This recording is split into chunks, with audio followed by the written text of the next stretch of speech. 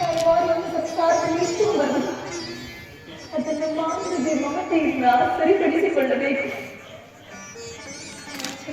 ಸಂಸಾರ ಚಿಕ್ಕಗುಡಿಯದಾದ ಈ ಜಗತ್ತಿನಲ್ಲಿ ಇದನ್ನು ಮಾಡಿ ಯುದ್ಧರಂಗದಲ್ಲಿ ಹರಿತವಾದ ಶಸ್ತ್ರಾಸ್ತ್ರಗಳಿಂದ ಉಂಟಾದ ಗಾಯದ ನೋವನ್ನು ಸಹಿಸಬಹುದು. ಆದರೆ ಆ ನಿನ್ನ ತಂದೆಯ ಮಾತೆಂಬ ಹರಿತವಾದ ಹಲಗುವನ್ನು ನೋಡಲನ್ನು ತಾಗಿ ಅದರಿಂದ ಉಂಟಾದ ಅಗ್ನಿಯು ನನ್ನ ಉದರವನ್ನು ತಾಯಿಯಿಂದ ಉಂಟಾದ ಅಗ್ನಿಯು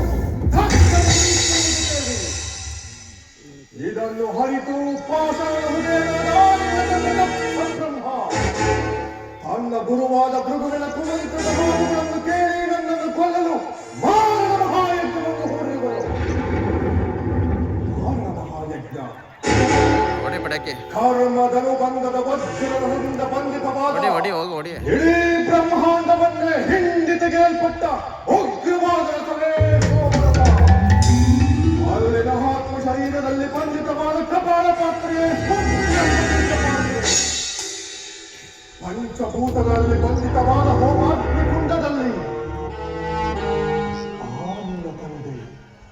ಆನಿನ ತಂದೆ ದಕ್ಷ ಬ್ರಹ್ಮದಂತಹ ಸಾವಿರಾರು ಕರ್ಮ ಬಂಧಿತರು ಒಮ್ಮೆಲೆ ಬುಗೆಲ್ಗೆಂದು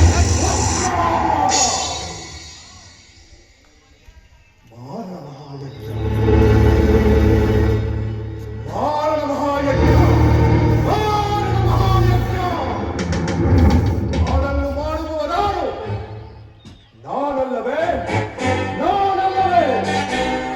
ಇದನ್ನು ಹರಿತಿದ್ದರು ವಿವೇಕರಹಿತರಾದರೆ ನಿನ್ನ ತಂದೆ ದಕ್ಷ ಬ್ರಹ್ಮ.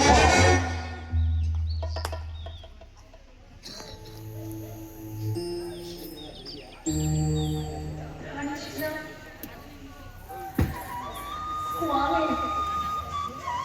ಅವಿವೇಕಿಯಾದ ತಂದೆಗೆ ಇದೀಕವನ್ನು ಹೇಳಲಾದರೂ ನಾನು ರುಚಿಲೋಕಕ್ಕೆ ಹೋಗಬಾರದೇನು? ಸತಿ,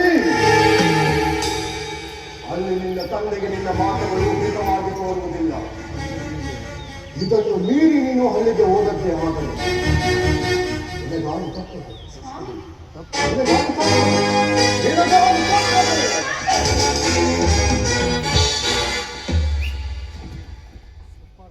ನಿರಾಕರಿಸಿದರೆ ತಾಯಿಯಾದ ವೇದಗತಿ ಇಲ್ಲದೆ ಅಲ್ಲದೆ ನನ್ನ ಹಿರಿಯ ಸಹೋದರಿಯರಾದ ರೇವತಿ ಪುಷ್ಪವತಿಯರು ನನ್ನನ್ನು ಆಶ್ರಯಿಸುವುದಿಲ್ಲದೆ ಹೇಳಿ ನಟರಾಜ ನನ್ನ ಸಿದ್ಧರಾದ